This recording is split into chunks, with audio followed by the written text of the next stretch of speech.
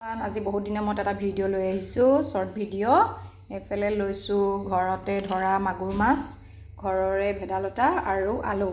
যিহেতু ভেদাইলতা পাত বেছি নাছিলে সেইকাৰণে ভাবিলোঁ আলু দি দিওঁ, লগত আদা নহৰু আৰু একো নিদিওঁ, লগত অকণমান জালুক দি দিম। কেনেকৈ বনাওঁ আহক দেখাওঁ। আলু বইল কৰিবলৈ দি দিলোঁ, যিহেতু পাতখিনি ভাজোঁতে বেছি টাইম নালাগে সেইকাৰণে ভাবিলোঁ আলুখিনি বইল কৰি লওঁ, এইফালে মই মাছখিনি ভাজি লওঁ। কাৰ কাৰ প্ৰিয় বাৰু? মোৰ কিন্তু বহুত প্ৰিয় দেই।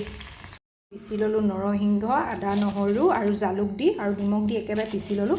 পিচি মেলি মই এতিয়া আৰু একদম চিম্পুল এয়া মই পাঁচফোৰণ দিছোঁ। পাঁচফোৰণ দি মেলি এইখিনি ইয়াত দি দিম। কৰাই থোৱা আলুখিনি ইয়াত দি দিলোঁ। তাৰপাছত ইয়াত পানী দি দিম আৰু আমাৰ মাছ ৰেডি হৈ যাব। মাছৰ জোল ৰেডি হৈ গ'ল। এতিয়া মই ইয়াত আলুখিনি অলপ ভাঙি মাছকেইটা দি দিম।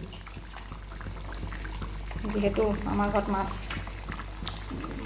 মাত্ৰ দুগৰাকী বাহিৰে বেলেগ আমাৰ ল'ৰাইটো মাছ নাখায়, সেইকাৰণে মাছ অলপ লৈছোঁ আৰু অলপ থৈ দিছোঁ। আৰু যদি ভাল লাগিছে প্লিজ চেনেলটো মোৰ ছাবস্ক্ৰাইব কৰি দিব, লাইক এটা কৰি দিব আৰু এটা কমেণ্ট দি দিব যদি এই ৰেচিপিটো ভাল লাগিলে।